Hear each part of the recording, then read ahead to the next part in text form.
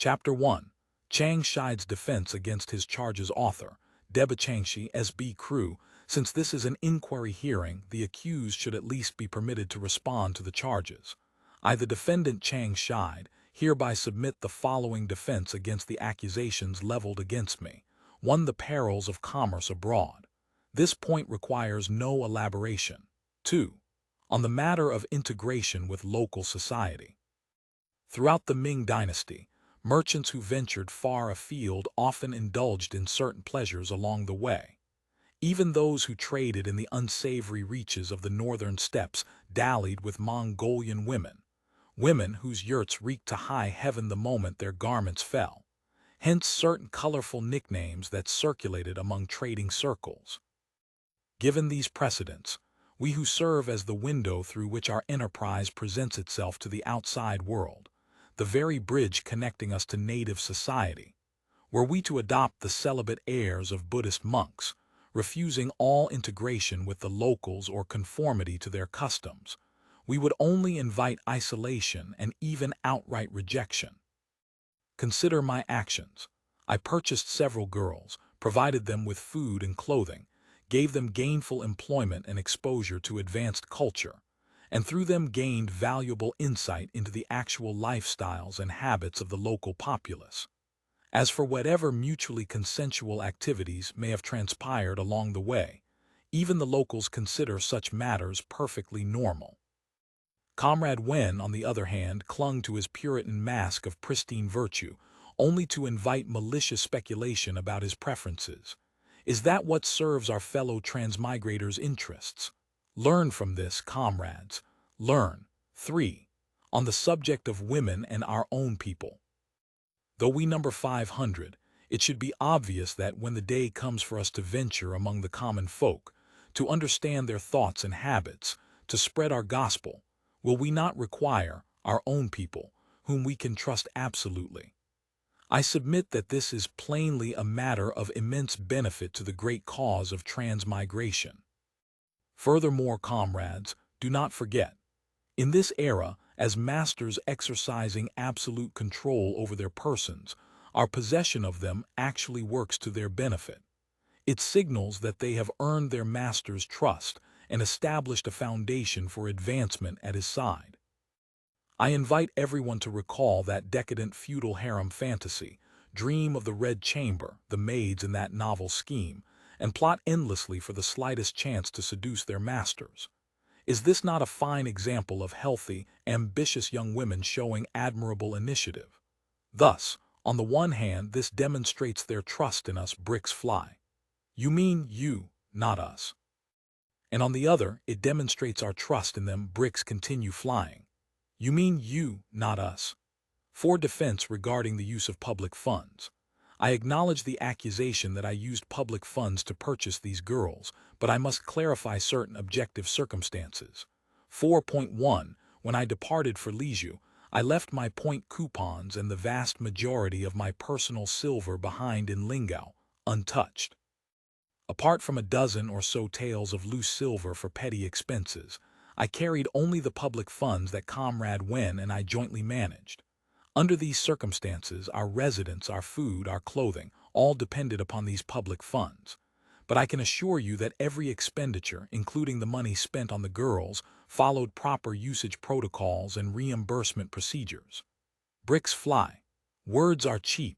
Where are the receipts? In this era, you can write your own receipts. 4.2. As I mentioned, every penny spent on these servants came from public funds. However, have you paused to calculate the total price? A mere 50 taels of silver, according to the discussion in Chapter 49 of Volume 3, the bundled total was 10 taels, though here I calculate at 10 taels per person. Those of you who have visited the human market know what servant girls typically cost. You also know what wages you must pay hired workers. Now do the arithmetic. For 50 taels, I essentially acquired 5 female workers while simultaneously establishing Lizhu's internal infrastructure and hospitality apparatus, thereby freeing up considerable manpower for actual productive work. Was that not worth it? I saw girls in the market priced at dozens of taels apiece, dolled up and fair-skinned, but I made no move toward them. Why? Brothers, this is the transmigrator's own silver. How could I not exercise frugality? 4.3 Back when I lived in the collective dormitories in Lingao, I bunked with everyone else. I remember something said during the pre-crossing training phase. Whoever said it may have forgotten, but I remember. I am pleased to observe certain faces blushing among my accusers. As a transmigrator, I have earned my rightful share of income since we made landfall, not a fortune but a respectable sum of silver. Since some of you still find my use of public funds inappropriate, I shall say no more. The situation at the time was that I had no cash on hand. Very well then, consider this my repayment to the collective. Deduct the sum from my accumulated wages. 5. On the matter of humanitarianism. I, Chang Shide, do not pretend to be a pious saint. Since crossing over, I have fired guns and killed men. I enjoy practicing with my ghost-head saber, and with my dark complexion I carry an air of menace. But those who know me well understand that I am a gentle, conscientious young man, solid with the brothers, humane even with prisoners. You have all witnessed the malnourished folk around Lingao. Such sights are common in this era. But when I beheld these girls in the market, they were more wasted than the frailest villagers we had ever encountered here, reduced to practically skin and bone livestock. Comrade Wen mutters, "Was it really that bad? They didn't look that terrible when we brought them back." We are all youth raised under the red flag, cultivated in New China.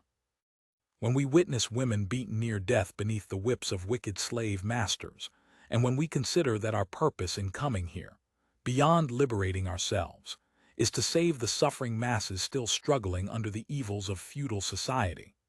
With such thoughts weighing upon us, who could endure such torment of conscience and still pause to worry about how much money to spend, or whose money it is, in order to rescue them? Comrade Wen mutters, "Just now you were boasting about your bargaining skills and how little you spent. Now you claim you didn't care about the money.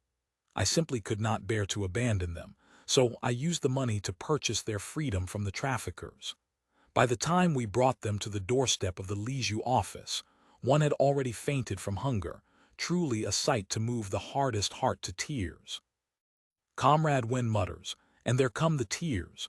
Old Chang, you really are quite the performer." 6. A suggestion for everyone. I, Chang, have spoken at length today.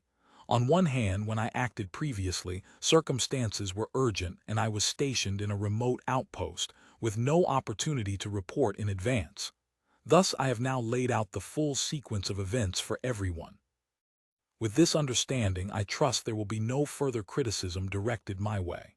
On the other hand, as a former member of the Work by Day, Self-Serve by Night Brigade, I have drawn upon my personal experience to conduct, shall we say, an atypical experiment in the domestic bliss of shut-ins, from which certain lessons and insights have emerged.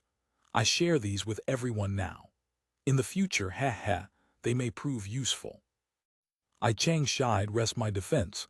End of chapter. Chapter 2. Several grand finales. This is the grand finale of Illumine Lingao that I hacked from Chuania's computer. Everyone may take a look, but you must absolutely not breathe a word of this. Grand finale of Illumine Lingao. After the transmigrators finally succeeded in establishing their nation and bringing harmony to the entire world, all 500 of them gathered on this day for the rare assembly in the Traversal Palace, designed personally by Supervisor Ma in the style of the Soviet Palace. The magnificent space above stood temporarily empty. Rumor had it that they had underestimated Director Wen's waistline, resulting in a bronze statue too heavy in front, too light behind, too wide in the middle, and too narrow at the bottom. It had already been sent back for recasting. Yet this did not dampen the celebratory mood. All non-transmigrators withdrew after setting up the tables, leaving only transmigrators in the vast hall. The tables overflowed with exquisite delicacies beyond imagination: orangutan lips, panda paws, cheetah whips, giant turtle skirts, a dazzling array of the rarest luxuries. Fine wines of every variety gushed from a fountain at the hall's center. It was a veritable paradise of indulgence. The transmigrators sang and danced, jubilant at the perfect success of a decade's endeavors. Some, remembering comrades who had fallen along the way, wept openly. The hall resounded with tremendous revelry. Amidst the laughter and merriment, only Supervisor Ma on the main dais seemed burdened with worry. He barely touched the food and wine, pressing his hand repeatedly against his chest. The object was still there, firm, and his heart eased slightly. He could not help but recall the task Director Wen had personally entrusted to him 3 months prior, to draft a plan for distributing the transmigrators' interests. While he could not guarantee unanimous approval, Director Wen's ironclad order demanded at least 80% agreement. In the months since, Supervisor Ma had endured countless sleepless nights, and his already sparse hair had nearly vanished entirely.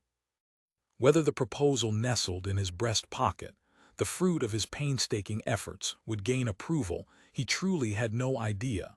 While Ma Qianju remained lost in thought, a tremendous crash rang out. Zayazhu, who had leapt onto a banquet table to dance the Cossack, pitched headlong to the floor. Before anyone could laugh, the clatter of overturning chairs, shattering plates, and scattering chopsticks filled the air as countless guests collapsed around him. Someone screamed, "The wine is poisoned," and instantly the hall erupted into chaos. Supervisor Ma's heart seized.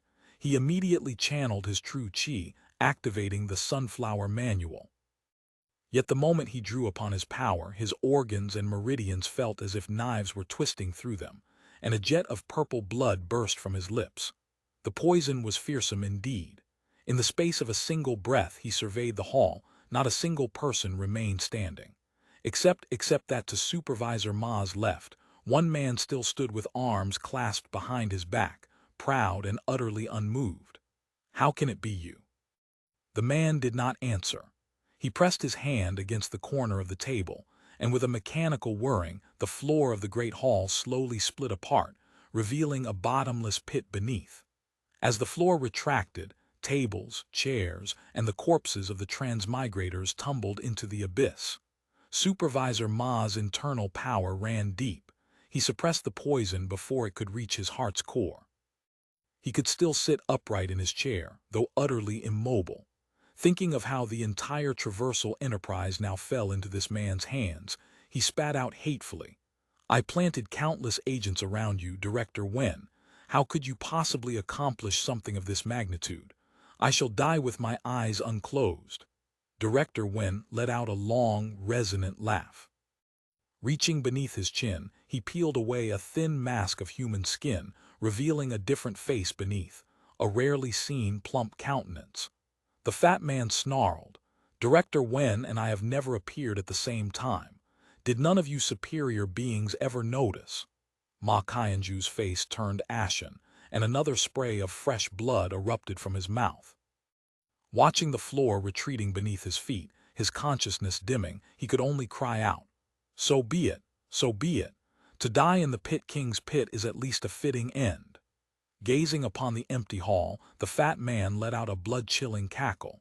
He strode forward and ripped away the last 2 characters of the celebration banquet banner, revealing the word tower beneath. From beyond the doors came the synchronized chant, 10,000 years, unify the world. The end, the above is by Kong Tianjiang Ying, SB Crew, below is YYYYY's supplement to this ending, too fast. Better to follow the Yangzheng approach instead. First came the reversing heart pot of poisoned wine paired with poisoned pigeon. Zayazhu and the other gluttons consumed too much and were done in. The survivors included those who weren't poisoned and some who were only lightly affected. Then the hidden masters, Elder P, and others, vomited blood and wounded the lady pirate with their precious palms, but they too eventually succumbed to the poison. Beyond the tower waited clouds of poisoned smoke, which felled another batch of escapees. Beiwei and the Special Forces squad were eliminated by the traps. In total, there were 10 deadly stratagems. In the end, the escapees numbered just a handful, including Zaya Zishan. The author employed a golden finger here, but the story was far from over, and the grudges even less so. The survivors gathered on the mountain to mourn their fallen comrades. Just then, on the distant sea, the glow of dawn slowly rose. It was Ming, returning from his mission abroad. Amsterdam I will return, Daoism declared as he departed. End of chapter. Chapter 3.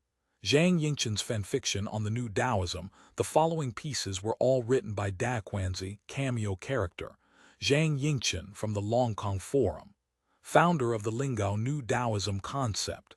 Excerpts from Zhang Yingchen's diary. The assembly is about to convene. Over the past few days, I have visited the temples of the Lingao region, and the picture that emerges is clear. Religious activities here have yet to find their proper footing.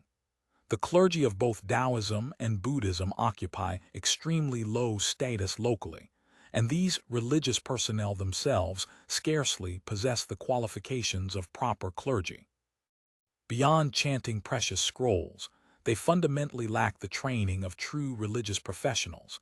They are skilled in neither the rites for releasing hungry ghosts nor the ceremonies of repentance, and a considerable number of them are entirely illiterate.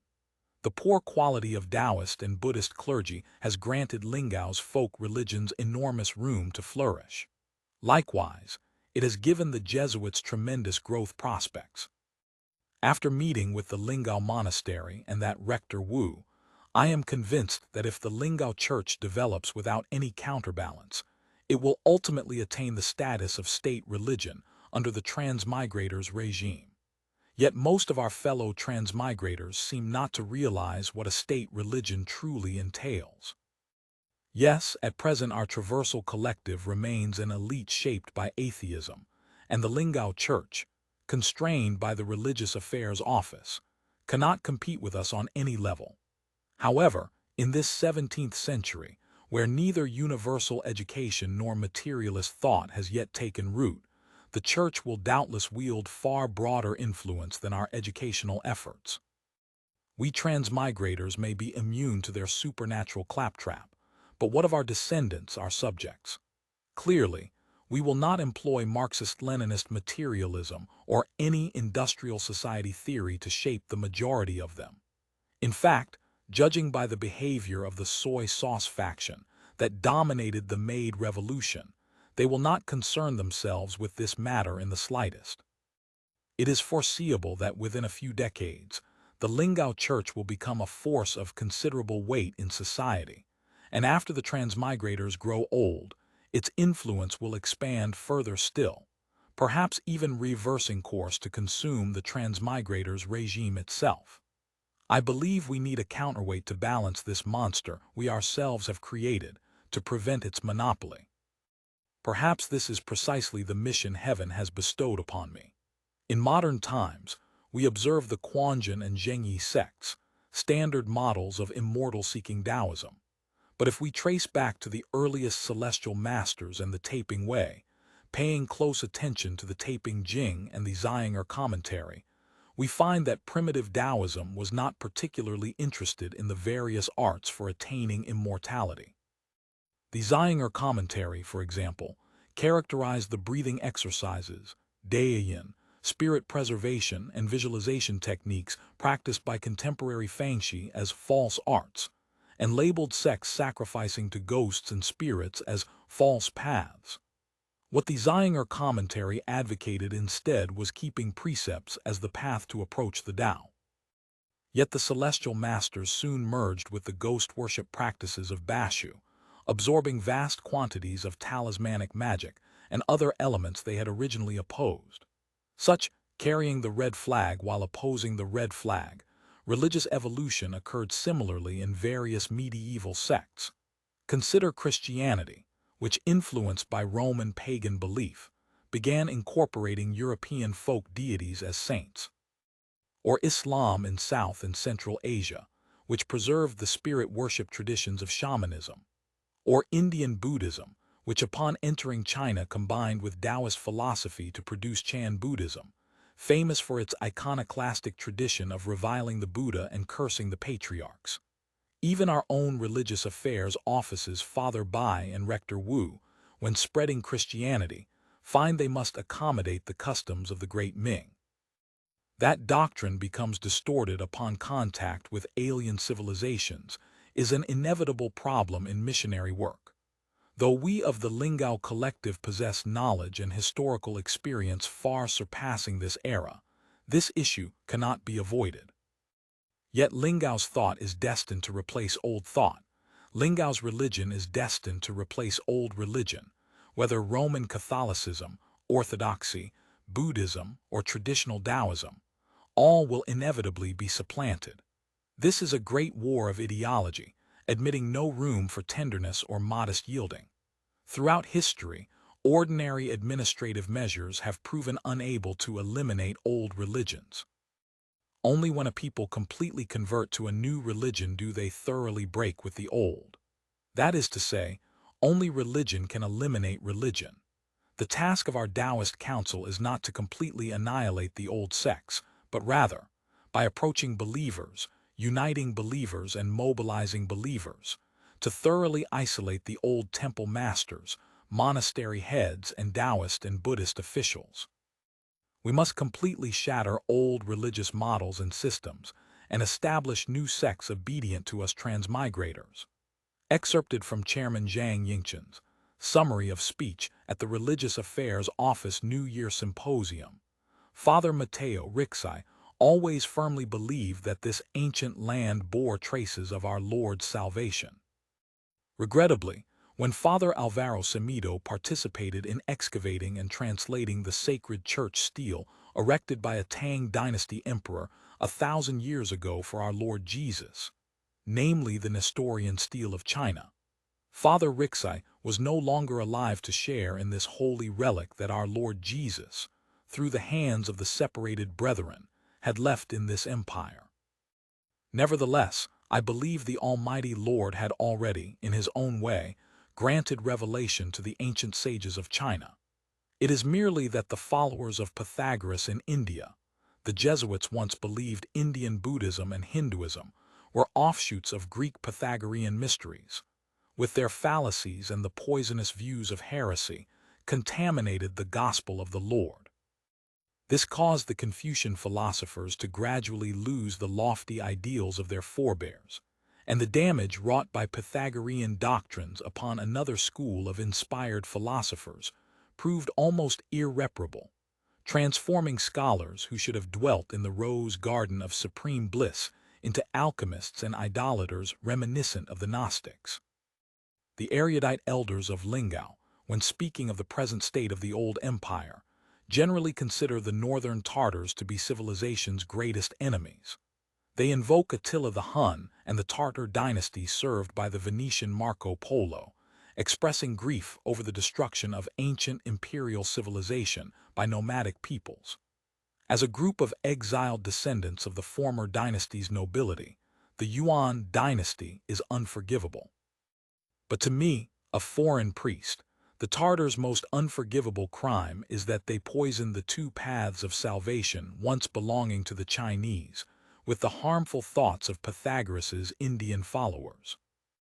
They transformed the wise classics of Confucianism and Daoism, texts that had received calling and revelation, into the rigid rules of the philosophical official Mandarin caste and the playthings of Taoist priests who know only soul-damaging heresies like alchemy and talismanic magic.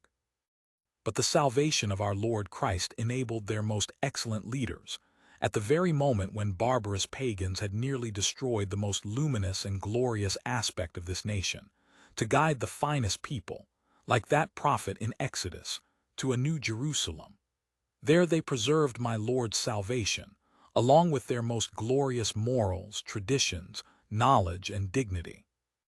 They also preserved their own religion, but this religion had not been poisoned by India's harmful doctrines. Countless reasonable elements within it demonstrate that it once contained the path of salvation of our Lord Jesus, and that it remains the most fertile soil for the seeds of Jesus Christ to grow and bear fruit. 30 years after this magnum opus was published, the famous rights controversy erupted between the empire and the Italian church. The ignorant, reactionary feudal chieftain, the anti-Pope Clement XI, defied the tide of history and brazenly declared the great empire record a forbidden book, placing it in the European Index of Prohibited Books. The historically significant movement of Eastern learning spreading west consequently fell into decline due to his series of reactionary measures, which subsequently caused Europe to gradually fall behind the tide of historical development. Introduction to the Great Empire Record section of the False Roman Curia's Index of Prohibited Books. Zhang Yingchens' letter to He Ying before departure. When He Ying received Zhang Yingchens' letter, the tall Mongolian doctor had already boarded a ship bound for the mining district. Holding this document, more a work plan than a personal letter, He Ying could not help but admire the charlatan's courage and drive. He sat down, unfolded the letter paper, and slowly read the parting words of Lingao's first chancellor and chairman of the Taoist Council. When disparate civilizations collide, the result is typically that the advanced eliminates the backward, the civilized eliminates the barbarous. Thus, in this era, the Jesuits easily destroyed the Mayan priests of South America. Going back 300 years, Islam and Tibetan Buddhism readily induced two Mongol peoples to accept conversion. However, collision inevitably brings fusion, and for religions, contamination by the old traditions of new converts is likewise unavoidable. Comrade Wu Mangshi seems to wish to conduct a social experiment in reforming customs here in Lingao, much as those Jesuits in Macau who have been building churches of Our Lady to resemble Taoist temples of the Goddess of Mercy are now attempting. This sort of endeavor has been tried by the Islamic clergy of Central Asia and Southeast Asia, and by the Jesuit, Dominican, and Franciscan friars of South America. Without exception, they have failed shamefully. The herders of Central Asia still trust their shamans, the Muslims of the Philippines still worship sacred trees, the goddesses of the Maya and Inca, garbed in the guise of Our Lady of Guadalupe, continue to occupy the center of South American churches. It is foreseeable that in the religious affairs office's future work, resisting the erosion of old culture will prove a long and arduous task.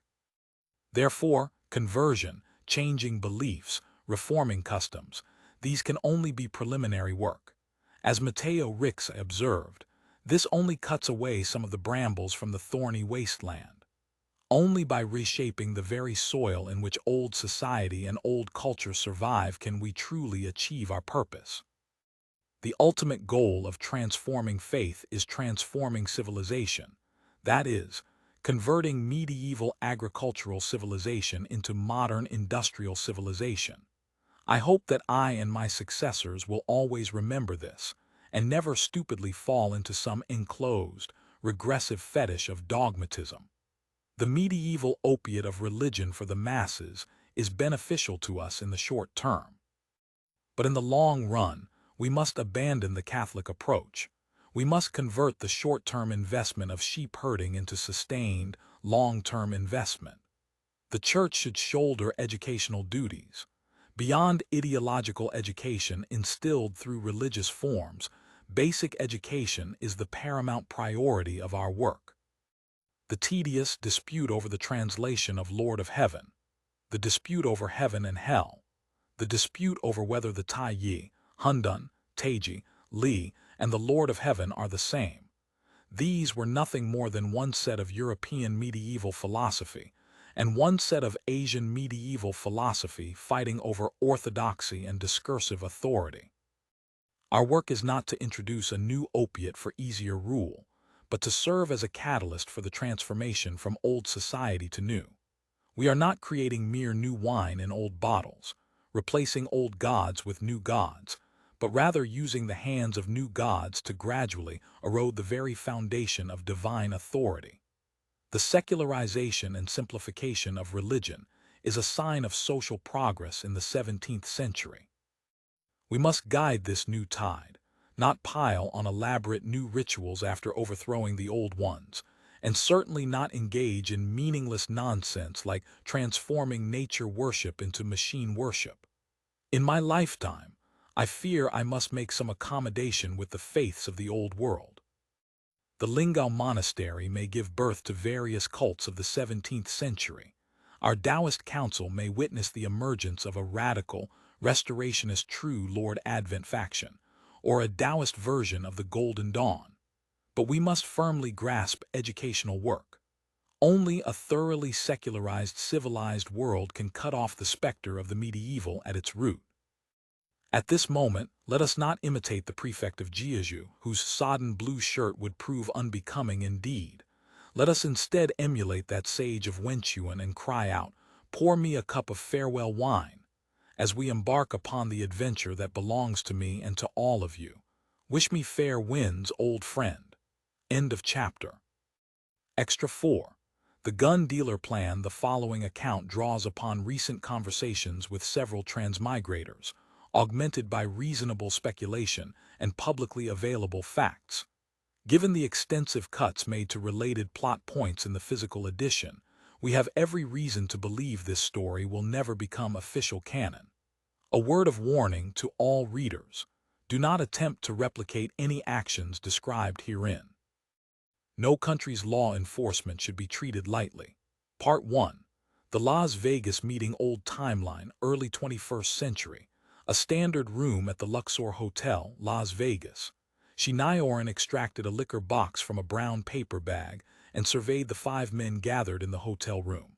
They had traded names online and maintained contact for months, but tonight marked their first meeting in the flesh. Lin Chuanqing smiled from his seat. 12-year Yamazaki boss, she has refined tastes. Shinaoran laughed and waved off the compliment.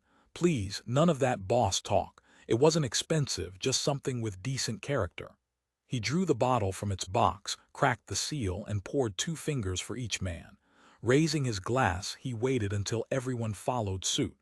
I'm grateful for your confidence in choosing me as leader.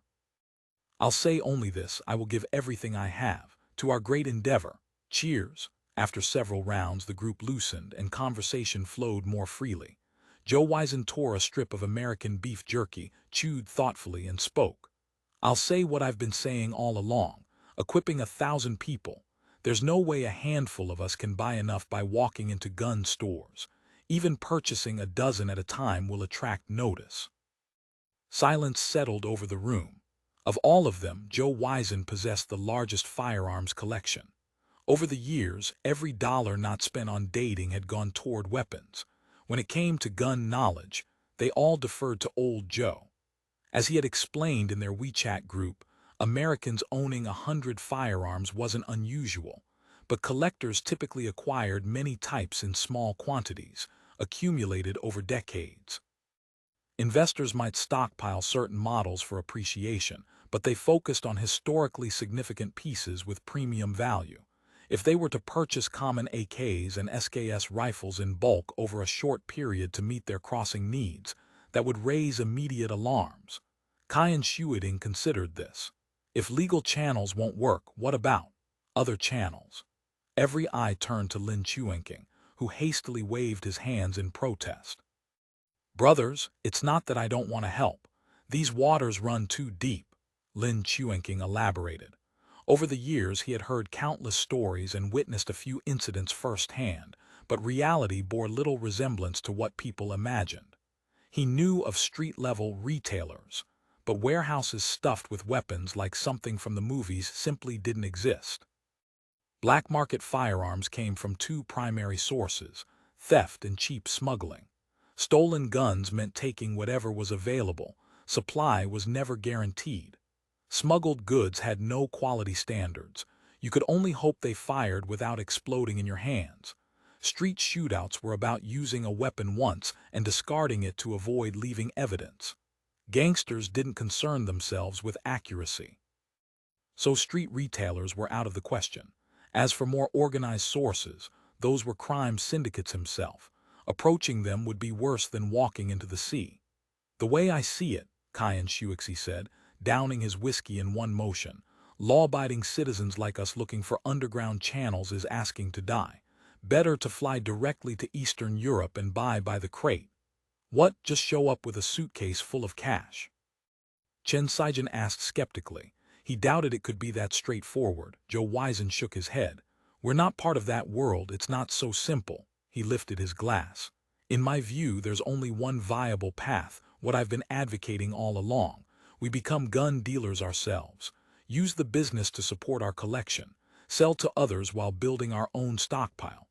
The group exchanged uncertain glances. Zhou Weizen's approach had its merits, but none of them had ever attempted anything like this. How treacherous were these waters? After a prolonged silence, Zhou Weizen spoke again. I've been researching this extensively and have some findings to share. He retrieved a laptop and projector from his suitcase, aimed the image at the wall, and launched into his presentation. Step 1. Obtain a federal firearms license. Regulations varied by state, but in jurisdictions with looser gun control, the process was relatively simple. First came identity requirements. Applicants needed U.S. citizenship or permanent residency. Then it was a matter of completing forms, submitting fingerprints and photographs to the ATF, and securing a location to serve as the store. After an ATF agent conducted an interview and inspected the premises, the license would arrive in roughly 60 days. Even without a proper storefront, if the owner could demonstrate safe firearm storage at their residence, that sufficed. Step 2. Store renovation and stocking. This phase they understood fairly well. Lin Chuanqing had helped countless friends open shops in Chinatown. He'd witnessed the store opening process more times than he could count. The Cayenne brothers and Zhou Weizen all knew people who ran businesses. Standing behind a counter shouldn't prove too difficult. In principle, opening a supermarket to sell vegetables wasn't fundamentally different from opening a gun shop to sell guns. At least firearms didn't spoil. As for inventory, once they held the FFL, they could join dealer networks and order from major wholesalers. New stores lacking credit history might not secure the best prices, and payment terms would be stricter but manageable. By step 3, once the business runs smoothly, we can either accumulate stock gradually through regular operations or place a large order just before we leave. Either approach will work. Zhou Weizen concluded with evident satisfaction. After further discussion, they could conjure no superior alternative. Opening a gun shop appeared to be their only option. Lin Chuanqing held U.S. citizenship. The others possessed green cards. Identity requirements were satisfied. All were essentially law-abiding citizens. Passing background checks wouldn't be problematic. The location still required selection, but the more pressing concern was capital. If they pooled their resources completely, they could probably assemble over $1 million. But running a gun shop was a long-term enterprise, and no reasonable person would abandon their livelihood entirely for a business venture. To avoid attracting ATF scrutiny, they could contribute only readily available funds, treating it as an ordinary business investment. This reduced their capital to roughly $300,000, insufficient for a proper gun shop. They would need support from back home in China. That evening, Shinaoran reported their conclusions to the China group, immediately drawing attention from the highest echelons. Heavyweights like Wen, Ma, and Xiao convened a video conference within hours, demanding details. Days later came another, lengthier online session. This time the questions were more granular, the responses more carefully considered. Before the meeting concluded, Transmigration Company members voted unanimously to provide the North America Group with $500,000 in startup capital. Combined with what they could contribute themselves, this would suffice to establish a modest gun shop in many locations. Xiao Zishan further proposed that the North America Group establish a shooting range and develop tourism experiences, shooting packages, and hunting adventures, with the China side responsible for sending customers. Naturally, these customers would include members of the Transmigration Company's own military division. The financial transactions between China and America would also serve conveniently as a conduit for subsequent funding. Part 2. Establishing the gun shop. With the plan agreed upon, the North America Group threw themselves into action. Zhou Weizen was unanimously selected as the gun shop's proprietor, and he accepted without hesitation. Lin Chuanqing accompanied him on reconnaissance trips across the American West. After surveying numerous locations, they concluded that Las Vegas was ideal. The city's firearms market was remarkably robust. A metropolis of 500,000 residents supported dozens of gun shops. Indoor ranges dotted the city proper, and venture slightly into the surrounding desert and outdoor ranges became available for rental. Among so many establishments, their operation would scarcely draw attention. Furthermore, if they intended to run a tourism-oriented range, they needed to be somewhere Chinese tourists actually visited. Beyond the east and west coasts, Las Vegas was the only such destination in America's interior. There was also a certain psychological appropriateness to tourists visiting the decadent imperial city of casinos, then experiencing traditional American martial culture through shooting. Fortune favored them. A gun shop location became available for lease. According to records, the previous owner was wanted for allegedly supplying weapons to Mexican drug cartels, and his property had been seized. Since the incident struck suddenly, the shop had been fully operational when police sealed it. Interior renovation and gun vault remained completely intact. Now that the case had essentially concluded, the storefront had reverted to the property owner, but he couldn't afford to renovate for other purposes and had found no takers. This suited Joe and Lin perfectly. After negotiation, they signed the lease. One day, soon-to-be gun shop owner Joe Wisen was supervising renovation work. Honestly, there was little to do beyond cosmetic touch-ups and rearranging the layout according to Feng Shui principles, when someone knocked at the door. He answered to find a white man of modest height and slender build, elderly but with a good-natured, stubble-covered face that spoke of years spent dealing with customers. "Sir, I'd like to speak with the owner of this establishment." "That's me. Sir, I'd like to apply for a position at your gun shop." Joe Wisen was genuinely surprised. He hadn't even begun searching for employees, hadn't posted a single job listing. Questioning revealed that the old man named Bob had worked at this very shop for years. When the previous owner fled after his legal troubles, Bob had lost his position. He was of course entirely ignorant of his employer's crimes. The new owner needn't worry about his reliability. Joe Wisen was puzzled. With so many gun shops in the casino city, finding work shouldn't be difficult. Further inquiry revealed that Bob and his wife both suffered chronic illnesses and required the health insurance of a full-time position to maintain treatment. Bob had spent over 20 years in the local industry, and everyone knew his history. People were willing to offer temporary positions, but jobs providing long-term health benefits weren't simply available on demand.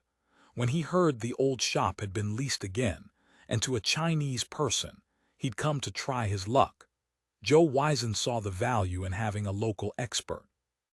He posed all the questions he'd accumulated during his research, and the old man answered fluently and sensibly. In the end, Joe Wisen was thoroughly satisfied and had Bob sign an employment contract on the spot. The employee health insurance was already in place, resolving Bob's major concern. Following Joe Wisen's instructions, Bob recruited several former colleagues, and they set to work. A little over a month later, Lucky Star Collectible Firearms and Ammo, owned by Mr. Joe Wisen, officially opened for business. On the business license and mailing address, it was listed simply as Lucky Star Collectibles, no mention of firearms or ammunition. This was old Bob's suggestion. The greatest risk in shipping firearms was internal theft by postal and shipping workers. Gang members embedded in the U.S. postal system would check package addresses in large warehouses. If they spotted words like firearms or weapons, they would alert outside accomplices who would intercept the packages and resell the contents. Joe Wisen would never have imagined such things. In China, this was inconceivable. But the U.S. had its own particular circumstances, and internal theft in ground transportation had been an entrenched problem for decades. With so many hands in postal warehouses, package theft was routine. The Postal Service's only countermeasure was to recommend registered mail and advise against labeling packages as firearms. The prominent sign outside the store, of course, displayed "firearms and ammunition" in enormous letters. Following American convention, a large roadside sign faced the street, and for clusters of commercial buildings, an even larger shared sign stood at the parking entrance. Joe Wizen was willing to spend generously. He paid extra for double-sized signage with lettering visible from hundreds of meters away. Adhering to the traditional Chinese principle of thin margins and rapid turnover, Lucky Star's merchandise was generally priced slightly below competitors. American shop owners often said, "If I can't make $100 on this sale, I won't take it." Joe Wizen would accept any transaction that brought in a few $dozen, so long as it exceeded the manufacturer's minimum advertised price. He would simply work harder. He focused primarily on common items, AKs, ARs, and popular handgun models. After several months, while profit margins remained modest, his volume was unmistakably growing. With a few months of operation behind him, Joe Wizen began to appreciate the gun shop industry's subtleties. On one hand, a gun shop was merely a specialty retail store, not fundamentally different from electronics or audio equipment shops.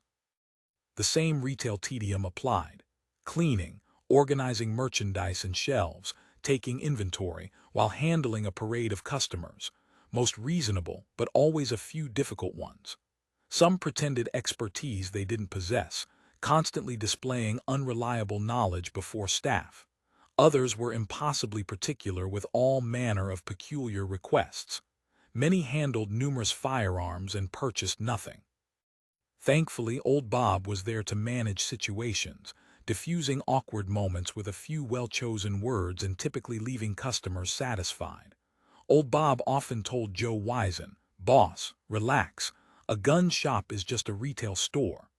Yet when Joe Wizen observed everyone's holstered pistols, he found this somewhat ironic. This was the trade's other face. What they sold were, after all, instruments of death.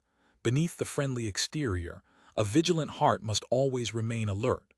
All staff members were armed while on duty, without exception, openly wearing holsters with Glocks or Smith & Wessons on their belts or thighs. Behind the counter, hidden from customer view, lay semi-automatic shotguns and AR-15s within easy reach. According to old Bob and the others, in their combined 40-plus years working in gun shops, they had never encountered a robber foolish enough to attempt hitting one. But preparedness was the true principle of this profession. This wasn't merely about preventing robbery but also guarding against various schemes. In just a few months, Joe Wizen encountered several individuals who tried to purchase guns despite knowing they had criminal records. A quick background check revealed them, and they were immediately shown the door. Once, a suspicious-looking man brought a woman who seemed utterly clueless about firearms. A few probing questions revealed she was actually buying for her boyfriend. That wasn't permitted either. Both were promptly sent away. According to old Bob, the ATF sometimes deployed undercover agents to test shop owners, so those running gun shops had to operate strictly by the book and never grow clever enough to burn themselves.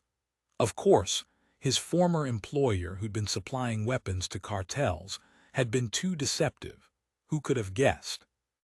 Listening to all this, Joe Wizen couldn't help contemplating his own true purpose for opening the gun shop and broke into a cold sweat. Part 3. Selecting equipment. With the gun shop running smoothly, they could begin their original plan. The first task: determine targets for acquisition. This proved no simple matter. The transmigrators back in China posed a particular challenge. Only a handful had regular access to real firearms. The vast majority had fired a few rounds during university military training, and nothing since, their experience limited to airsoft replicas. This didn't deter a vocal minority of keyboard weapons experts from publishing endless pontificating online. Joe Wizen sometimes shook his head at the questionable data and theories of dubious origin proliferating on the internal forum. In his view, while long guns still required discussion, for handguns there was really only one choice: the Glock series. Only Glock could satisfy all requirements for reliability, longevity, availability, and price. Glock's reliability was beyond dispute. Numerous U.S. law enforcement agencies with impeccable martial virtue relied on them, and complaints about reliability were seldom heard. Its dependability was widely acknowledged as comparable to HK, with other brands falling notably short.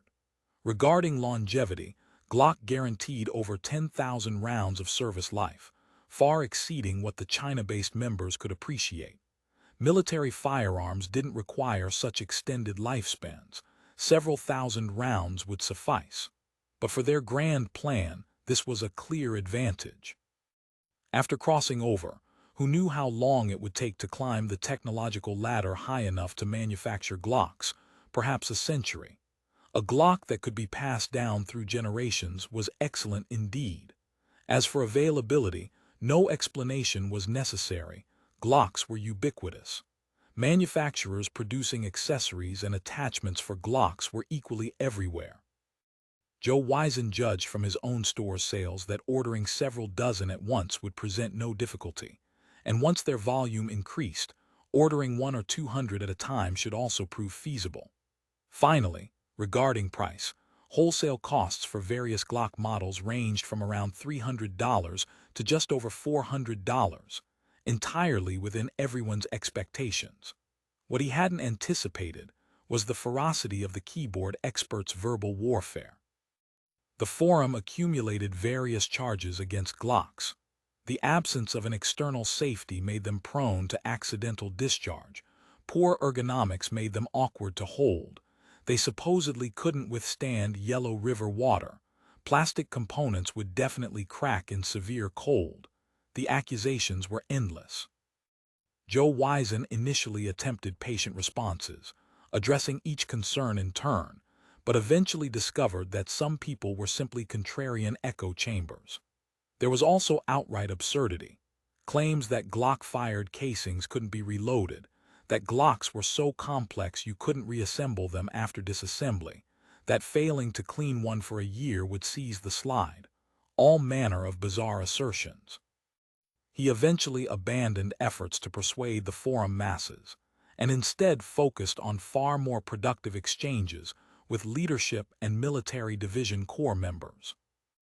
While the casual transmigrators debated which weapons were cooler and more advanced, the leadership was weighing trade-offs across time scales spanning decades, and the operational military division members concerned themselves with practical questions of logistics, supply, maintenance, and management.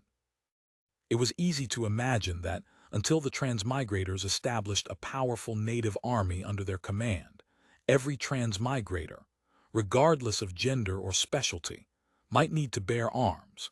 Even after establishing such an army, they would need to maintain a core force of absolutely loyal personnel wielding absolutely overwhelming firepower for an extended period. Even the steam-obsessed boss Ma himself had to acknowledge this reality. After all, assault rifles and semi-automatic pistols were somewhat more effective than mini-A rifles and revolvers. With this premise established, the transmigrators' firearms needed to satisfy both short-term requirements for establishing a foothold and long-term requirements for maintaining military advantage. This couldn't involve merely a handful of firearms plus ammunition. They needed complete capability. Modern firearms generally boasted long service lives, so spare parts requirements weren't too demanding. But ammunition was another matter entirely. Finished ammunition was heavy, including packaging. 80,000 rounds of 9 weighed approximately a ton, and rifle ammunition was heavier still. Joe Wisen estimated he could acquire at most 1 million rounds of various types, already around 20 tons, presenting enormous storage, transport, and loading challenges for the few people in the North America group. This 1 million rounds seemed impressive, but a single 1,000-person engagement would consume at least tens of thousands, and the military division's basic marksmanship maintenance would consume at least that much annually. 1 million rounds would be exhausted within a few years. The transmigrators would need to reload and eventually manufacture ammunition from scratch. On this foundation, leadership and the North America group engaged in intensive discussions during video conferences. Zhang spoke first. "I think we can rule out M43 ammunition. Corrosive powder, steel cases, burden primers, it's all traps." Daoism agreed. "We won't touch Soviet military surplus. Their commercial ammunition does use non-corrosive powder, but the cases and primers present genuine difficulties." Ming offered a thought. "How about spending more on brass-cased ammunition for reloading? We can't do without AKs and SKS rifles." Shides shook his head. "It's not that simple. AKs are designed for steel-cased ammunition. Their bolt action is violent with loose manufacturing tolerances. Brass cases often can't withstand it and cause malfunctions." So then, Zhang was clearly unsatisfied with this response. Daoism presented his research findings. "I believe manufacturing steel-cased ammunition is currently beyond our capability. Equipment exists in Eastern Europe and Russia, but those production lines are designed for annual outputs exceeding 100 million rounds. The investment and manpower required would be far too great for us, and raw materials would prove difficult to source. Because the market is flooded with cheap steel-cased ammunition, no market exists for small-scale steel-cased production equipment, and therefore no ready-made products to purchase. Have the mechanical division investigate." Everyone naturally considered the next step. Zhang interrupted the discussion at the opportune moment. "Comrades, let's step back and examine this from a higher vantage point, shall we?" He raised one finger. "First, to ensure we have ammunition for the long term, we need to manufacture our own, correct?" Everyone agreed. "To manufacture ammunition, we must solve a series of problems from raw materials to machinery. Can these challenges wait until after we've crossed?" Daoism responded immediately. "Once we cross, we'll be building from nothing. Trying to solve this afterward could take who knows how long. I think we can bring some raw materials, but not too much. Once depleted, we'll need to source locally. Machinery and equipment, if properly maintained after transport, should last decades without significant problems. So we can begin working on machinery and equipment now and also stockpile some raw materials." No one objected to this reasoning. Zhang raised a second finger. "Another consideration, examining our needs, there are really two components. First is the armament requirement for initial post-crossing armed struggle, ensuring everyone is armed with sufficient ammunition. This is urgent and critical. Second is long-term technical superiority, also critical, but perhaps we have more time to address it. For example, this steel-cased ammunition challenge. After 5 years of groundwork, could we begin addressing it at the 10-year mark?" "Comrades, the War of Resistance lasted only 8 years. Zhang interjected. "I've been studying history. The Eighth Root Army's conditions were incredibly harsh, yet they used copper coins to press cartridge cases and ceramic vats to produce sulfuric acid. We've assembled a group of masters and doctoral graduates here. If we can't develop a cartridge case solution in 10 years, that would be rather embarrassing." Zhang spoke up immediately. "I believe ammunition is of paramount importance. One could argue it determines what weapons we select and what path we follow. I propose we proceed on 2 fronts. Our North America group continues searching for solutions, while back home the mechanical division begins early preparations." Part 4. Ammunition Strategy. America deserved its position atop the world's martial virtue rankings. Firearms-related information and resources were extraordinarily abundant. Daoism spent several weeks reviewing materials and consulting experts under the guise of personal interest. According to his research, for handgun ammunition, the most common 9 parabellum was the optimal choice. All manner of reloading equipment was available in overwhelming quantities, and the average person could master the process with some practice. If manufacturing from scratch, its straight-walled case was relatively simple to produce, and complete stamping die sets were even commercially available. The simplest full metal jacket bullets weren't difficult to manufacture either, with ready-made tooling sets for sale. These manufacturing tools, if modified appropriately, could also produce .380 ACP or even .38 caliber cases and bullets, covering the needs of revolvers and compact self-defense pistols. Zhou Weizen's reasoning gained approval from the leadership back home, and even the ordinary members who had some military knowledge expressed no objections upon hearing the explanation. For rifle ammunition, what could be confirmed first was 7.62x54R. This venerable cartridge had over a century of history, and its applications were broad, from PKMs to Dragunovs and Mosin Nagants. Its manufacturing requirements were somewhat lower than modern rifle cartridges, making it suitable as the transmigrator's first step up the ammunition technology ladder. Its dimensions were also fairly close to .308 Winchester and a series of .30 caliber rifle cartridges. With some improvements to its manufacturing process, producing more varieties of ammunition, especially .308 Winchester, which had equally broad applications, would be feasible. This cartridge also gained everyone's approval. Some were already fantasizing about wielding Mosin Nagants or Dragunovs to snipe across the land.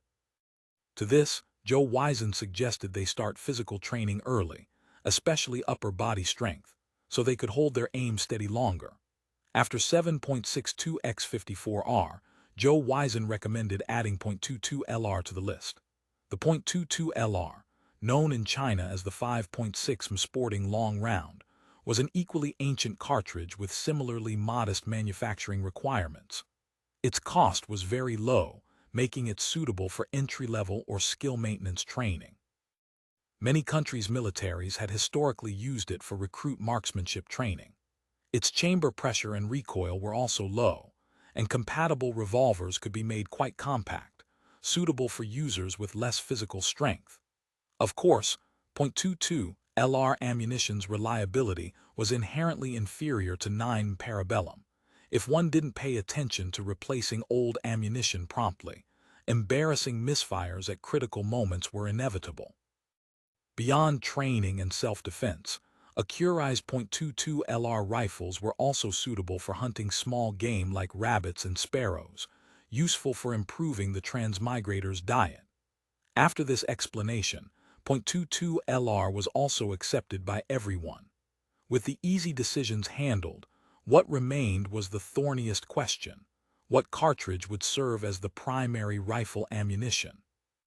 7.62x54R wasn't entirely suitable. The Mosin Nagant, for all its reputation, was still a rifle over a century old. Its ergonomics fell far short of modern rifles, and using it as a primary weapon would yield suboptimal results. Moreover, this cartridge's size and weight were substantial. For the same carrying capacity, far fewer rounds could be transported. .22 LR was even less suitable. That left 7.62x51, 5.56x45, 7.62x39, and 5.45x39. Zhou Weizen argued that since the latter two were primarily steel-cased and difficult to reload, while 7.62x51 was like the Russian 7.62, too large, too heavy, with excessive power, the only truly practical option was 5.56x45. This opinion immediately drew attacks from all sides, with various objections flying like snowballs. Claims about insufficient power, insufficient range, excessive fouling, and lethality so high that treating wounded friendly fire casualties would be difficult. These concerns had some merit, and Zhou Weizen addressed each one. Objections made purely for the sake of opposition were less engaging, and he simply ignored them. As for Zai Yazhu's insistence on AKs and SKS rifles, Zhou Weizen produced a weapon at the next video conference for him to examine. This is a Serbian-made M21, a modified AK-74 that uses 5.56 ammunition. According to Zhou Weizen's introduction, this weapon was manufactured by Serbia's Zastava company. During the Cold War, they had already begun producing 5.56 versions of AKs as quality export products for earning foreign currency. After the Yugoslav wars, Zastava resumed arms exports, and the M21 was one of their flagship products. According to private military contractors who had served in Iraq, the M21 performed excellently in counterinsurgency operations. Zastava had also made improvements based on combat experience feedback. The main load-bearing structures had been enhanced and strengthened, and operation was more convenient and comfortable. For the sake of the AK, Zayazu reluctantly agreed to evaluate this rifle. He then asked, "I heard there's a version of the SKS on the American market that uses AK magazines called the SKSD. Is that true?" Joe Wisen actually hadn't heard of this. He immediately searched online. SKSD. Yes, it exists. Oh, made by Norinco, specifically manufactured for the American market. Price-wise, he frowned. Why is it so expensive? He logged into his dealer account and studied it carefully for a while. The average price for SKSD on the American market is around $500. The reason is scarcity. Norinco exported a batch in the 80s, a few thousand units. They sold cheaply then, but after Norinco was banned from exporting to the U.S., the supply dried up and prices kept climbing. My M21's wholesale price is just under $500. The AK-74 is better than the SKS anyway, isn't it? Part 5. The first training cohort firearms selection wasn't a secret within the Transmigrator Collective. Everyone doing physical training, drilling formations, and working on engineering projects in the blazing sun discovered that prop guns had appeared at the training camp. Presumably to maintain plausibility, these props had been made to look like ridiculous toys. Hard plastic with obvious injection molding seams, painted in absurdly garish colors, with obvious firearm features carelessly cartoonified. The Transmigrators shouldered these props during route marches, immediately becoming something of a joke in the area around the training camp. Locals who saw them unanimously concluded the purchasing officer had taken kickbacks and obtained children's toys to fill the quota. Yet these custom props weren't cheap at all. Those in the know couldn't help noticing that the trigger, safety, and other operable parts on these props were actually identical to real AK-74s. If they could hold one, they would discover the charging handle could actually be pulled, magazines could be inserted and removed, and the weapon's center of gravity and weight closely matched a real AK-74. The training camp also had several empty warehouses where, after nightfall, people practiced with nearly authentic-looking airsoft guns, but this couldn't be seen by outsiders. On the North America side, Joe Wisen had already put his first batch of M21s on sale.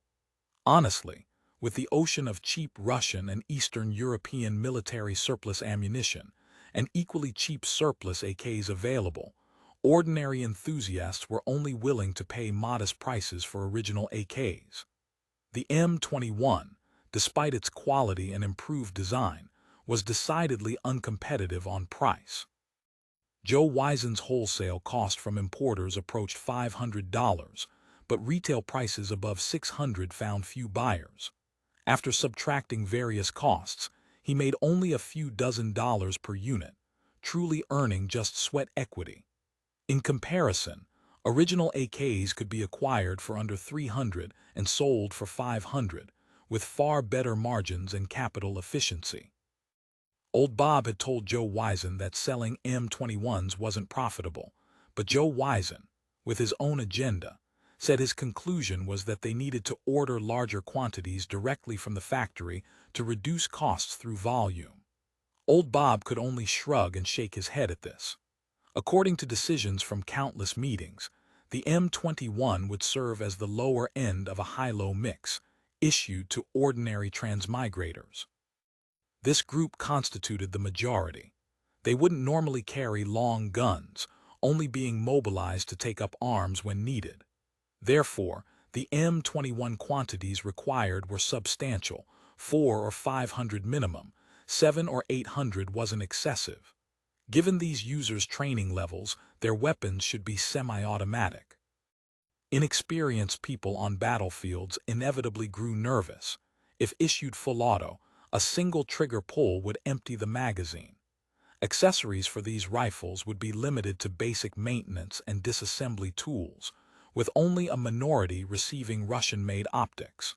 Complementing the M21, a higher-end rifle was needed for military division members.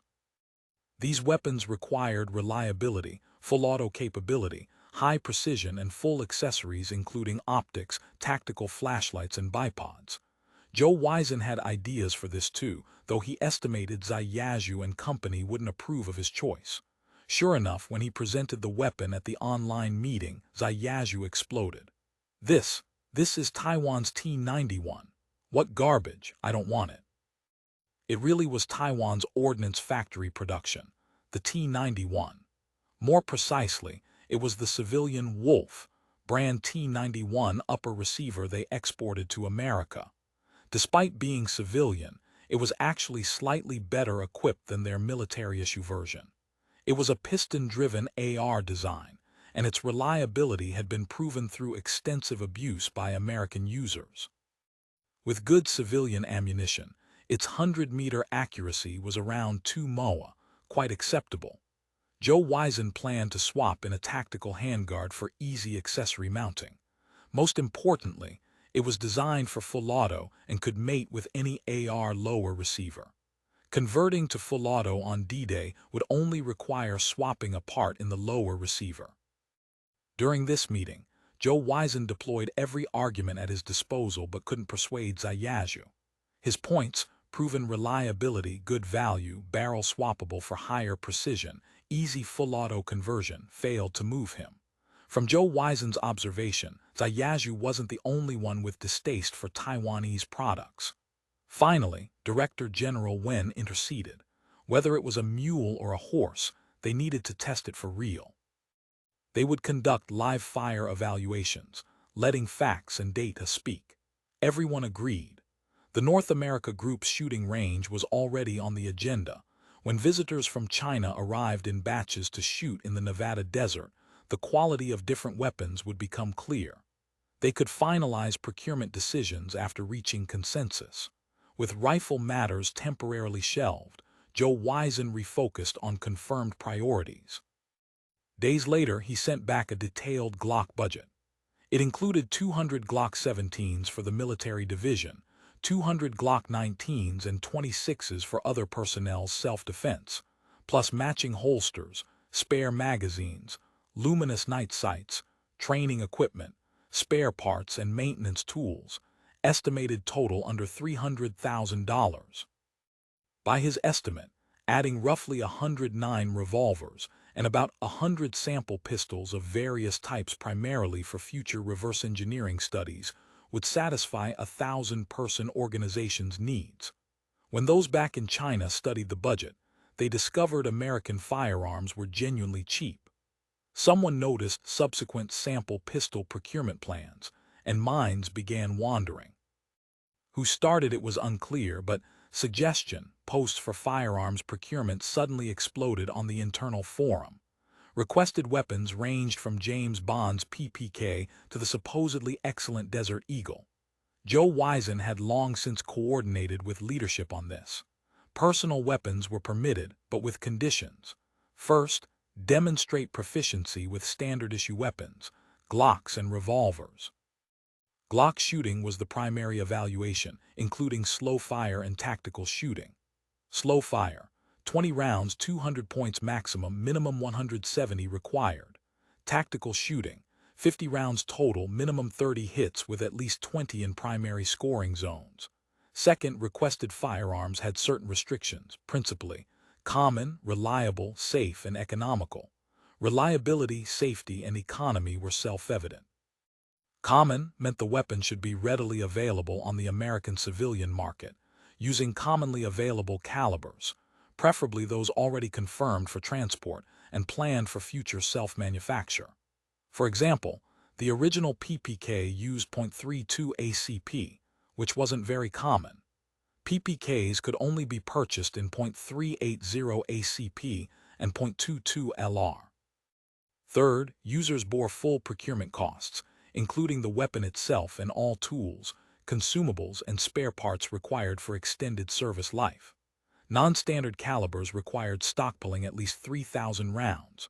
For example, the original Desert Eagle used .50I, common enough, but at $3 per round, ammunition plus weapon would cost over 10,000 minimum. This condition alone discouraged Desert Eagle enthusiasts. Fourth, to avoid legal complications, all purchased firearms would legally belong to the North America Group's corporate entity before crossing, transferring to individual ownership only after crossing. Owners would be responsible for their weapons' custody and maintenance. Lost weapons were the holder's responsibility. In emergencies, holders must surrender their weapons for collective use. Joe Wizen specially recorded a video demonstrating the qualification requirements. First, using standard American two-handed stance, he fired 10 rounds each at two handgun targets 15 yards away with a Glock 17, final score 192. Then, under timed conditions, he rapidly moved through over a dozen close-quarters scenarios, shooting at 20-plus targets at varying distances. He hit 45, with 40 in primary scoring zones. He noted at video's end that such performance was only upper-middle level in martial virtue-blessed America, enough to maybe place in regional competitions with effort. Suddenly, airsoft usage at the Transmigrator training camp skyrocketed, consuming air cylinders and pellets at astonishing rates daily. Once enough people understood that handgun shooting wasn't so easy, suggestion, posts on the forum finally subsided. Part 6.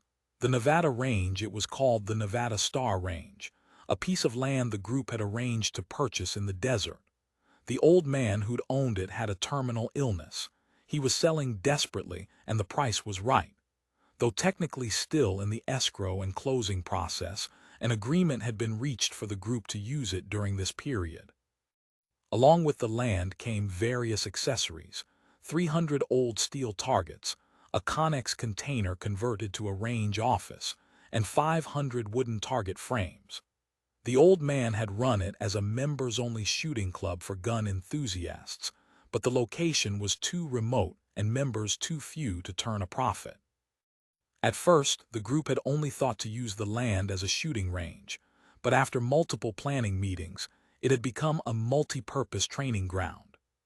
Besides the existing range, they built rifle and handgun shooting areas, equipped 2 Quonset huts for storage, constructed a row of bungalows as dormitories, and brought in water and electrical infrastructure. A small machine shop occupied one corner of the property, ostensibly for routine repairs, but actually equipped for more ambitious projects. When Daisy arrived with the first group, beyond his special role as Director General, he was genuinely interested in firearms and shooting, hence his insistence on joining the initial cohort. The flight from China was grueling, when Daisy was among the minority who'd never traveled abroad. Upon deplaning in San Francisco, his first impression was the airport smelled strange. Some odor he couldn't identify permeated everything. When he mentioned this later, others said they hadn't noticed anything. Lin Chuanqing met them at the airport. From San Francisco, they transferred to a domestic flight to Las Vegas. Then Lin Chuanqing's minibus transported them to the range. How much further is it? After nearly 2 hours of desert highway when Daisy's patience was fraying. Not far now, this is where the suburbs end. Lin Chuanqing pointed ahead. You can see the range. What looked like range buildings in the distance were actually still 10 minutes away. When Daisy, being from southern China, found it hard to judge distance across flat desert terrain. Once at the range, Joe Wizen welcomed them. After a brief tour of the facilities and lunch, half the group collapsed into their bunks to sleep off the jet lag. But when Daisy didn't nap, he dragged Joe Wizen to the pistol range to get shooting. Director General, we have a structured curriculum. That's for them. I'm here to learn right now. Over the next 2 hours, Joe Wizen taught Wen Daisy the basics of handgun shooting: stance, grip, sight picture, trigger control. By the time they called it a day, when Daisy had fired over 100 rounds of 9, his right forearm ached, his ears rang despite the earmuffs, and a spent casing had left a small burn on his neck, but he was grinning from ear to ear. At dinner, the rested members of the training cohort peppered Joe Wizen with questions about the shooting program. Tomorrow morning, everyone starts with the Glock 17.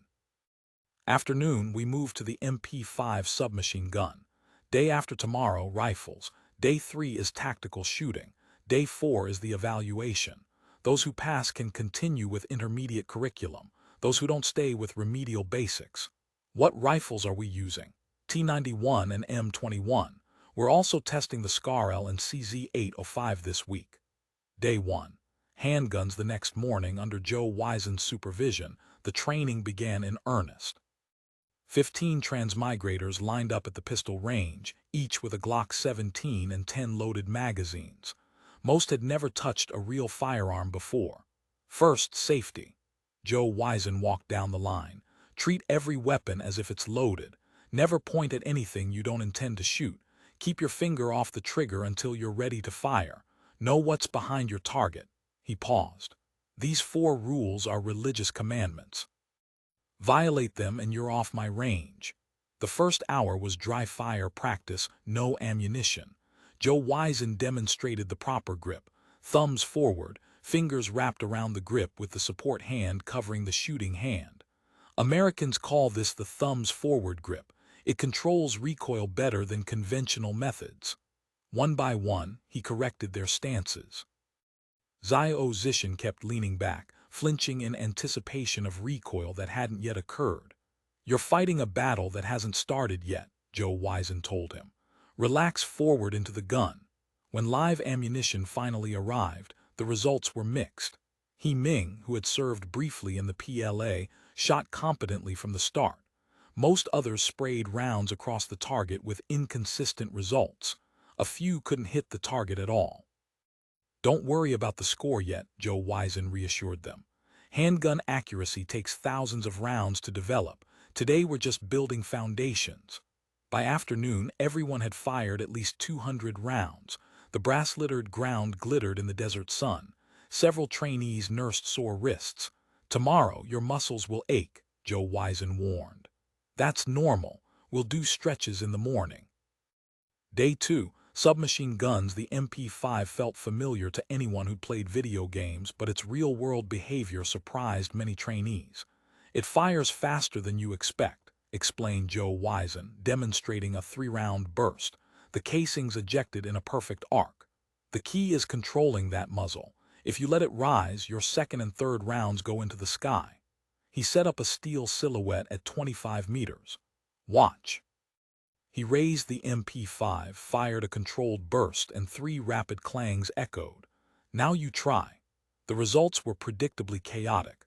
Full auto fire proved irresistible to some trainees who emptied entire magazines in seconds. Joe Wizen patiently explained trigger discipline until they learned restraint. In a real fight, you'll run out of ammunition before you run out of enemies, he reminded them. Every round counts. By the end of Day 2, the group had consumed nearly 8,000 rounds of 9 ammunition between the Glocks and MP5s. Joe Wizen had anticipated this and stocked heavily. Day 3. Rifles. The rifle portion began with fundamentals, prone shooting, proper cheek weld, breathing techniques. The 100-meter range stretched into the desert, steel plates positioned at various distances. Your rifle, Joe Wizen announced, holding up a T91, is accurate out to 400 meters with iron sights, 600 with optics. Today we'll work at 100. The T91 proved popular despite initial resistance. Its light weight, under 7 pounds, made it manageable for extended sessions. The optical sights, once zeroed, grouped impressively. Not bad for Taiwanese garbage, Daoism admitted grudgingly.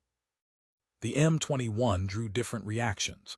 Its familiar AK pattern controls felt natural to some, but the heavier weight fatigued others quickly. Its accuracy lagged behind the T91, though still adequate for combat distances. Different tools for different jobs, Joe Wizen concluded. The T-91 for precision work, the M-21 for volume. Day 4. Tactical shooting. The tactical course was Zhou Weizen's pride. He designed it based on professional training curricula, incorporating movement, cover usage, and target transitions. Real combat isn't standing still and shooting at paper, he explained. You move, you find cover, you engage multiple threats. The course began with a simulated house-clearing exercise. Trainees moved through a plywood maze, engaging pop-up targets around corners. Some froze at first contact, others rushed recklessly. Zhou Weizen stopped and restarted the exercise repeatedly, drilling proper techniques. Slow is smooth, smooth is fast, he repeated endlessly. Don't race flow. By evening, the cohort had developed rudimentary tactical awareness. They wouldn't win any SWAT competitions, but they could navigate a building without shooting each other. Day 5. Evaluation. The final evaluation was straightforward. Demonstrate proficiency with standard handgun and rifle. Those who passed would continue with intermediate training during future visits. Those who failed would repeat basics. The handgun test consisted of 25 rounds at varying distances. Minimum passing score, 200 out of 250 possible points. The rifle test required 5 out of 10 hits on a steel plate at 200 meters. 12 of 15 trainees passed. The 3 who failed weren't discouraged. They'd spent their lives at keyboards, not ranges. Zhou Weizen assigned them additional homework, grip strengtheners and dry fire practice daily until they returned. You have the fundamentals, he told the group at the farewell dinner. Now you need repetition. Thousands of rounds over years. There are no shortcuts to competence. Wen Daisy, who had proven a natural shooter, raised his glass. To Zhou Weizen, who turned keyboard warriors into something slightly better. Laughter echoed across the desert night. Part 7. Rifle selection. On the third day, the rifle comparison began. Present besides the training cohort were Ming, Zhang, and several other military division members who'd made the trip specifically for this purpose. The test was simple. Each shooter would fire standardized courses of fire with each rifle, recording accuracy and subjective impressions. Zhou Weizen laid out the contestants. The T-91 was the test baseline. It was cheap, proven, and he'd already acquired substantial quantities. The M-21 represented the AK camp. The SCAR-L was the premium option. The CZ-805 was a dark horse from the Czech Republic. Zhang still couldn't hide his distaste for the T-91. Taiwanese garbage, he muttered as he picked it up. Put 50 rounds through it first, Zhou Weizen said evenly. Then give your opinion. Despite his prejudice, Zhang was a professional. He ran the T-91 through its paces, slow fire at 100 meters, rapid fire, magazine changes, simulated malfunctions. His shooting was excellent. When he finished, he set the rifle down with an expression of grudging respect. It's acceptable. Acceptable how? Light, good trigger, optic mounting is well designed. Accuracy is maybe too moa with this ammunition. He paused. If it wasn't Taiwanese, I would say it's a good rifle. The SCAR-L impressed everyone. Its accuracy was genuinely excellent, 1.5 moa or better. The ergonomics were superior to the T-91. But Zhou Weizen pointed at the price tag he'd printed for comparison.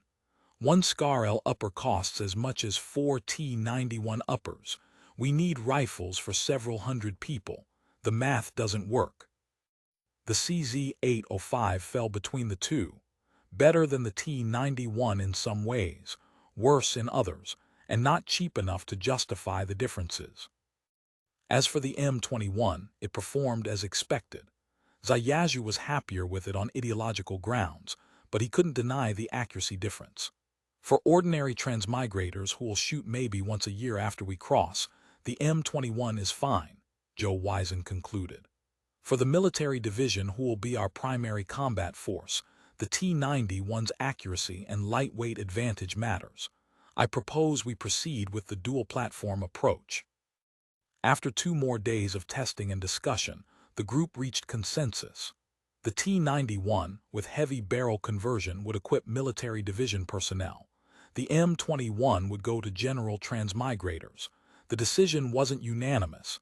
Zhang abstained, but it was enough to proceed. Part 8. Manufacturing and Restoration. With the rifle question settled, Zhou Weizhen could finalize his manufacturer's license application. This required multiple ATF interviews, extensive background checks, and careful documentation of his facility's compliance. The transmigrator's lawyers prepared meticulous paperwork. After 6 months of bureaucratic process, Nevada Star Armory became a licensed firearms manufacturer. The manufacturing capability was modest at first, a CNC mill capable of cutting AR-15 lower receivers, the legally defined firearm component. This gave them the ability to produce complete rifles without purchasing the serial numbered part. Combined with their existing stock of T-91 uppers, barrels, and accessories, they could assemble weapons domestically and avoid the importation paper trail. Learning to reload before manufacturing ammunition from scratch, they needed to master reloading, the art of assembling cartridges from pre-made components. Zhou Weizhen had recruited a local reloader, an elderly Korean War veteran named Bill, to teach the fundamentals. Reloading isn't hard, Bill explained, demonstrating on a single-stage press. It's precision work. Measure twice, load once. He walked them through the process. Resize the case, prime it, charge with powder, seat the bullet, and crimp. 2 members from the mechanical division, Zhou Xiaming and Chen Li, had been designated as the ammunition team. They would learn reloading first, then scale up to actual manufacturing. For the first week, they loaded 9 under Bill's supervision, producing several thousand rounds that were immediately test-fired for quality verification. "Your loads are consistent," Bill pronounced after examining the spent brass. "No pressure signs." "Good work." With 9 mastered, they moved on to rifle calibers. 5.56 Na and 7.62 x54 are the rimmed Russian cartridge proved trickier.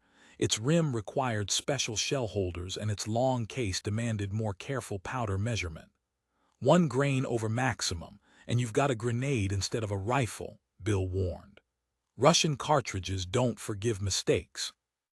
By month's end, the ammunition team could produce 500 rounds of any caliber per day using manual presses. Zhou Weizhen ordered a Dillon progressive press to increase output. At full speed, it could load 1,000 rounds per hour. Primer experiments manufacturing primers proved to be the most dangerous work. Commercial primers were readily available and cheap, but after crossing, they would need to produce their own. The chemistry wasn't complex, lead stiphnate, barium nitrate, antimony sulfide, but the materials were impact-sensitive and prone to detonation. A small laboratory was established in a shipping container, located far from other buildings. Chen Li, who had a chemistry background, led the experiments. "The goal isn't mass production yet," he explained to the video conferencing leadership. "It's proof of concept. Can we make primers that work reliably?" The first batches failed, either too sensitive, detonating during handling, or too insensitive, requiring multiple strikes to ignite. After 3 months of experimentation, they achieved a stable formula that matched commercial primer sensitivity within acceptable margins.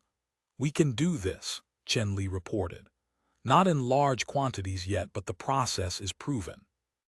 After crossing, with proper facilities and scaled-up equipment, 1,000 primers per day should be achievable.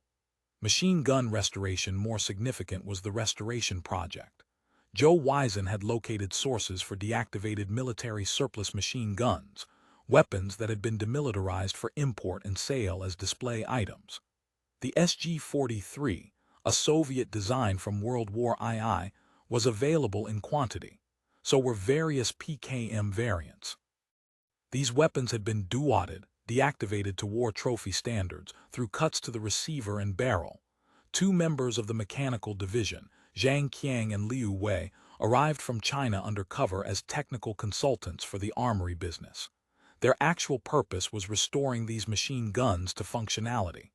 "The cuts are quite clean," Zhang observed, examining an SG-43 receiver. "Soviet design, simple, overbuilt. We can TIG weld the cuts and reinforcing plates, then heat treat to restore hardness. He pointed to the barrel. This is more problematic. The bore is destroyed. They drilled holes through it. We'll need to manufacture new barrels entirely. The CNC lathe in the machine shop could produce barrels from chromoly steel blanks. Rifling was cut using a button rifling process, slow but effective. Each barrel took nearly a full day to produce, but quality was excellent. The first restored SG-43 was ready for testing after 2 months of work.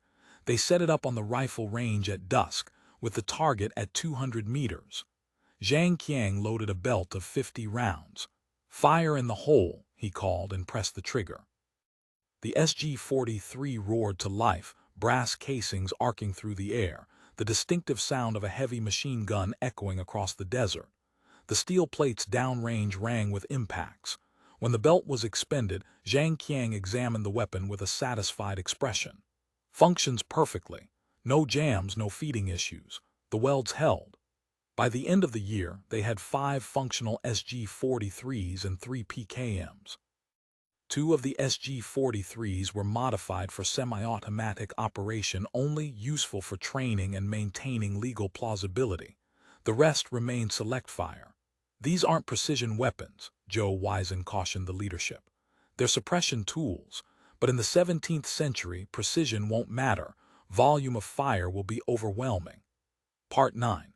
Complications. The ATF investigation began without warning.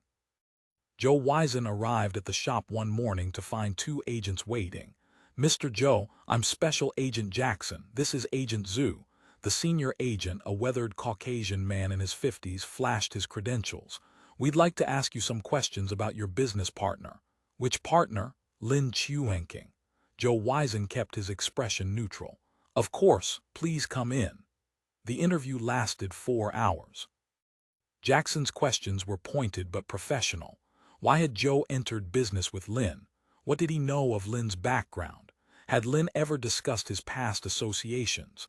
What was the source of Lin's investment capital?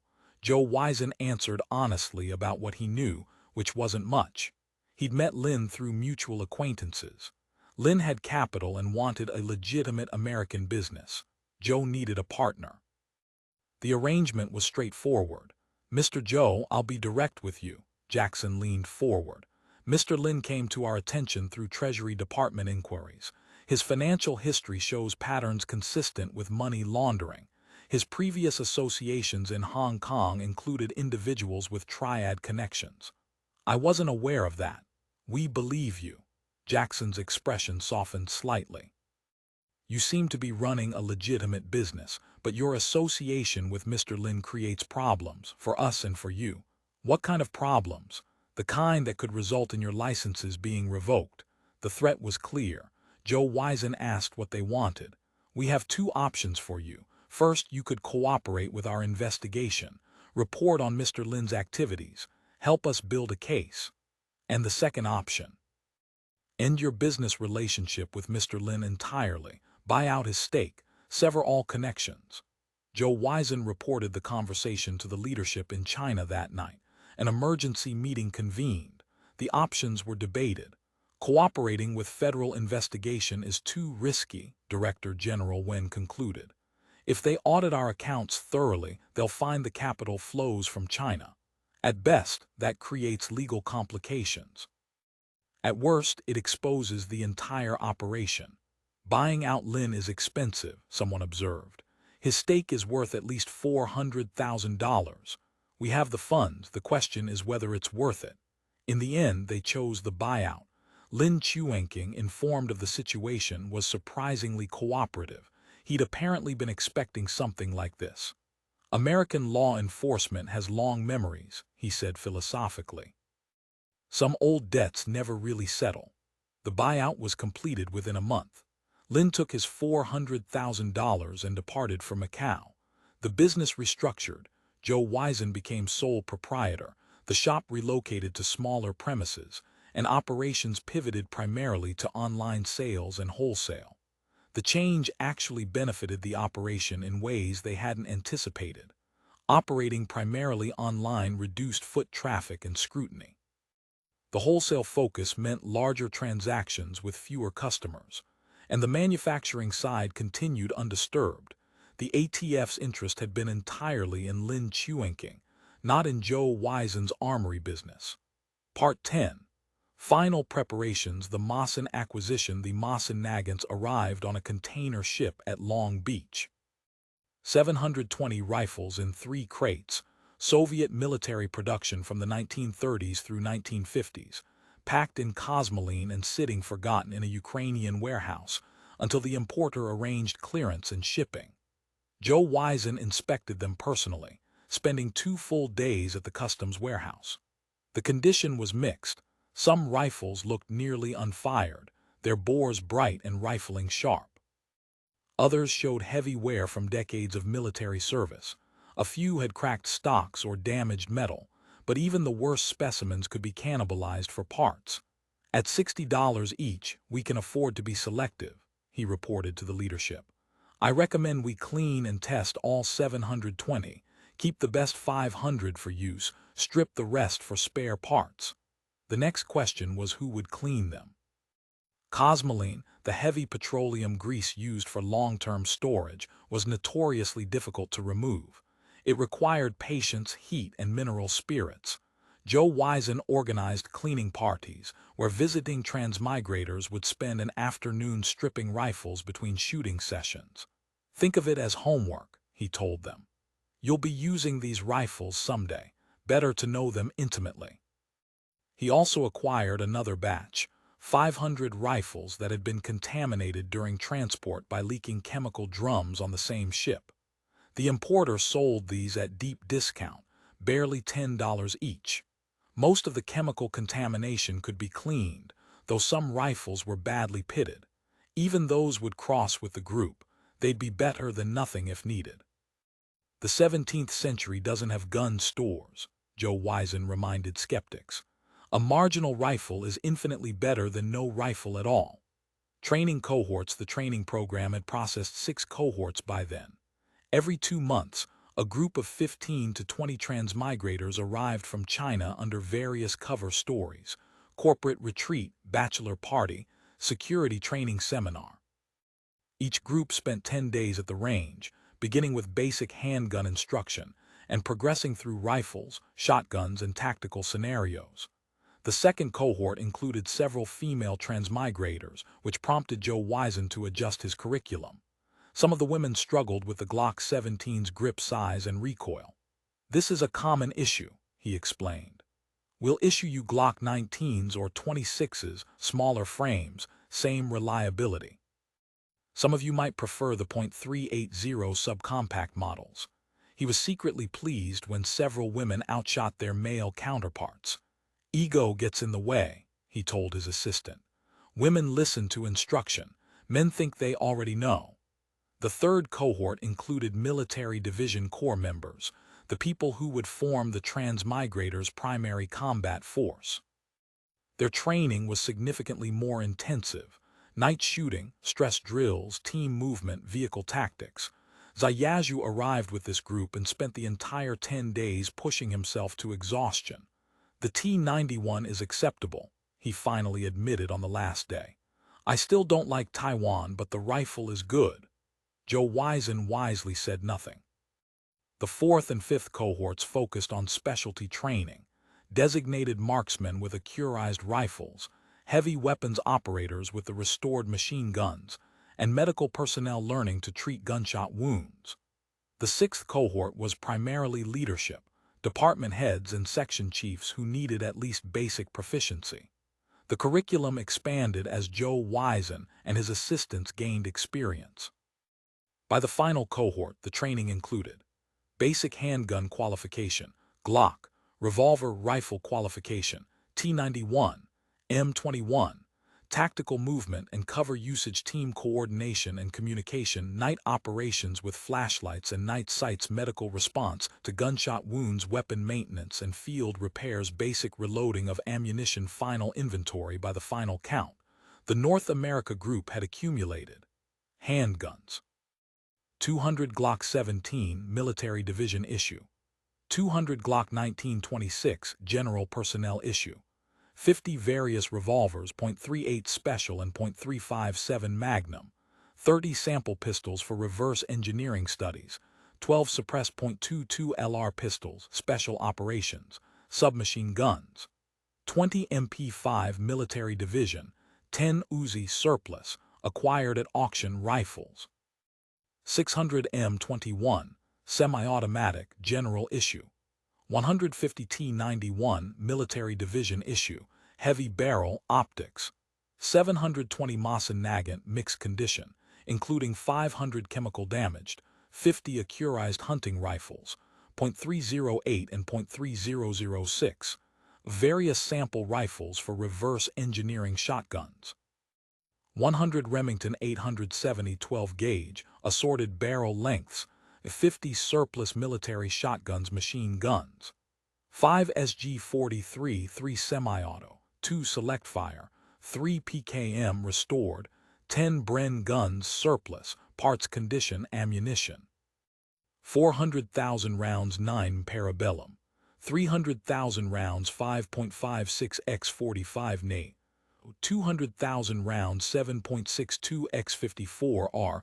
100,000 rounds 7.62 x 39, for surplus AK testing, 50,000 rounds, LR 30,000 rounds various, .380 ACP, .38 Special, .357 Magnum, 20,000 rounds 12-gauge assorted loads manufacturing equipment, complete reloading press and dies for 9, 5.56, 7.62 x 54R bullet swaging equipment lead core, jacketed, brass drawing and forming dies, containerized primer manufacturing laboratory, proven functional, CNC milling and lathe equipment for receiver and barrel production, rifling button set for .30 caliber complete documentation library, prints, specifications, chemistry texts, packing and shipping. Everything was packed for transport according to exacting specifications. Rifles were coated in protective grease and sealed in cosmoline-lined crates. Wooden partitions prevented movement during shipping. Ammunition was boxed by caliber and type, with desiccant packets to prevent moisture damage. Equipment was documented, photographed, and cataloged in a master inventory database. The shipping containers, 20-foot steel boxes, arranged through Lin Chuanking's old contacts before his departure, waited at a warehouse in Carson, California. Each container was inspected for structural integrity and fitted with padlocks and tamper-evident seals. Everything goes in properly labeled containers, Joe Wisen instructed. We might not be the ones unpacking it. Someone needs to know what's where. The final packing took 2 weeks. Every transmigrator who happened to be in town was pressed into service. When the last container was sealed, they gathered for a photograph. A dozen exhausted people standing before a wall of steel boxes, none of them smiling but all of them proud. 3 years of work, Joe Wisen said. Whatever happens next, we did our part. Epilogue. Joe Wisen stood alone in the empty warehouse. The containers had been loaded onto trucks that morning, bound for the port. The shooting range had been sold. The old man's relatives were happy to have a buyer at last. The shop was closing. The few remaining inventory items would be sold to another dealer. 3 years of work, hundreds of thousands of dollars, countless hours of planning, procurement, and training. And now it all came down to faith. Faith that the transmigration would actually happen, that the technology would work, that they wouldn't simply be abandoning everything for a fantasy. He thought about what they'd built. 1,000 people, armed with modern weapons, equipped with the knowledge and tools to manufacture more. Trained, some of them at least, in tactics and shooting. Prepared as thoroughly as possible for what amounted to the conquest of a world. It should be enough. It had to be enough. His phone buzzed. A message from Director General Wen. Containers confirmed received at staging point. Final timeline review tomorrow. D-Day -15. Joe Wisen typed his reply, understood, on my way to the airport. He took one last look around the empty space, then turned off the lights and walked out. End of extra. Originally posted